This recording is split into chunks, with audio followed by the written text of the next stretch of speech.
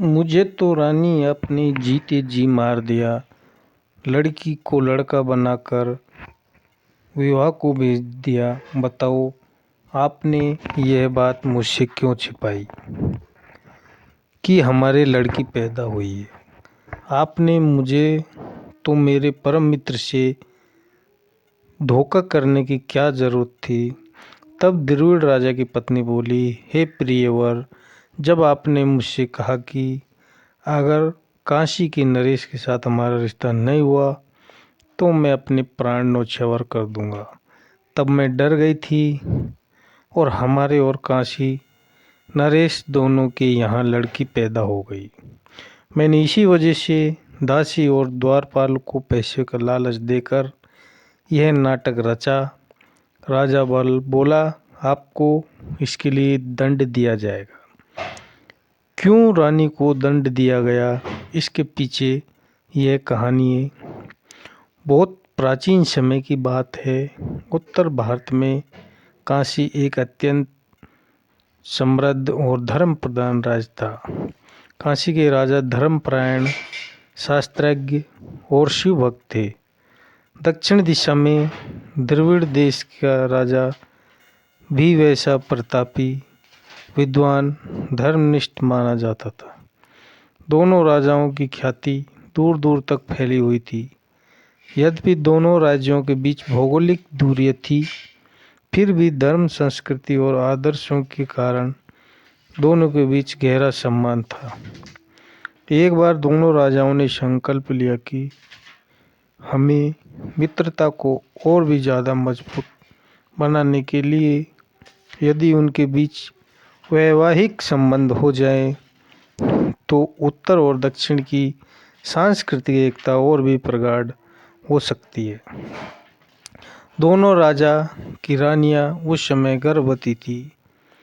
दोनों राजाओं ने कहा कि किसी के पुत्र हुआ और किसी के भी पुत्री हुई तो आपस में विवाह करेंगे।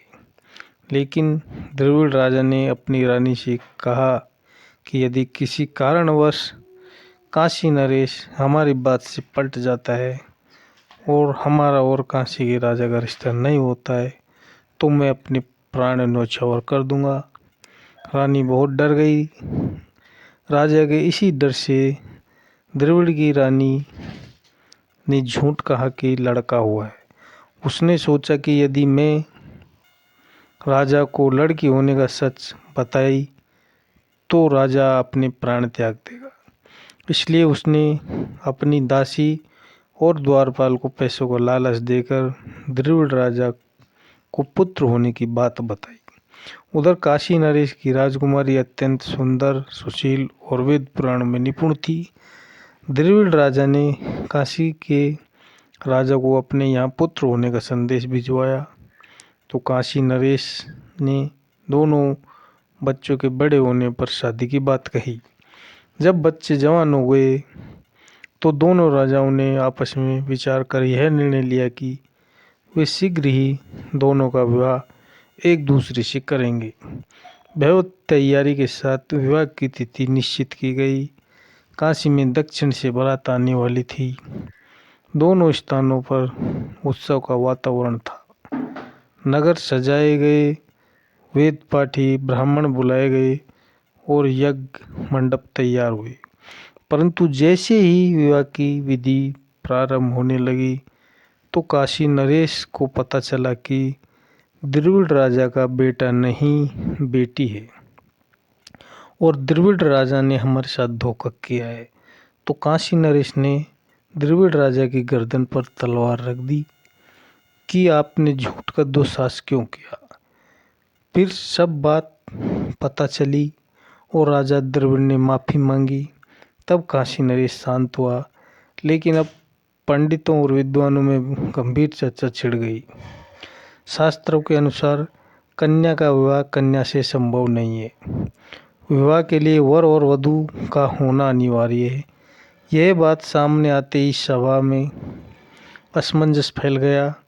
राजा लोग प्रतिष्ठा और वचनबद्धता के कारण विवाह रोकना नहीं चाहते थे, किंतु धर्मशास्त्र का उल्लंघन भी नहीं कर सकते थे। कई दिनों तक विद्वानों ने विचार किया पर कोई समाधान नहीं निकला। धीरे धीरे यह बात समाचार जन साधारण में फैल गया और लोग तरह तरह की बातें करने लगे। राजाओं की प्रतिष्ठा पर आंच आने लगी।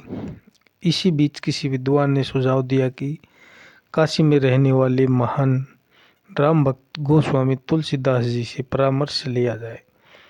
कहा जाता था कि तुलसीदास जी केवल कवि ही नहीं बल्कि सिद्ध पुरुष थे जिन पर भगवान श्री राम की विशेष कृपा थी। दोनों राजाओं ने आदरपूर्वक तुलसीदास जी को निमंत्रण किया और अपनी पूरी समस्या उनके सामने रख दी।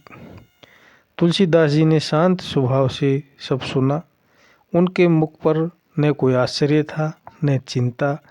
उन्होंने कहा, जब कार्य धर्म के मार्ग पर हो और उद्देश्य पवित्र हो तब भगवान स्वयं मार्ग दिखाते हैं। तुलसीदास जी ने विवाह मंडप में जाकर दोनों कन्याओं को बुलवाया।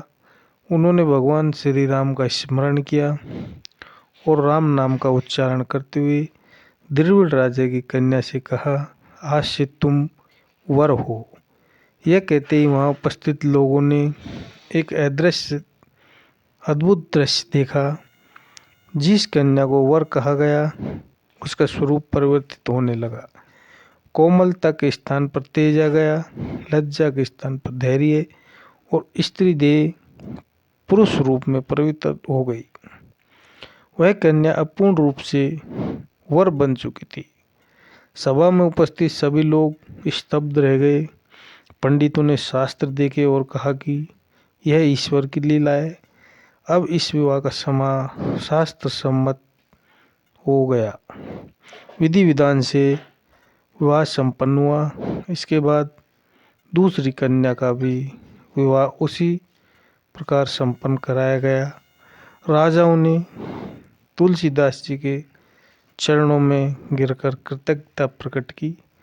उन्होंने स्वीकार किया कि यह सब उनके तप, भक्ति और राम की कृपा का परिणाम है। नगर में कई दिनों तक उत्सव मनाया गया और तुलसीदास जी की महिमा की चर्चा दूर दूर तक फैल गई। तुलसीदास जी ने अंत में कहा कि यह चमत्कार मेरा नहीं है, यह श्री राम की कृपा है। जब मनुष्य अहंकार त्याग कर धर्म और भक्ति के मार्ग पर चलता है और राम नाम में विश्वास रखता है तब असंभव भी संभव हो जाता है। कहानी पसंद आए तो वीडियो को लाइक और चैनल को सब्सक्राइब ज़रूर करें। मिलते हैं नेक्स्ट वीडियो में।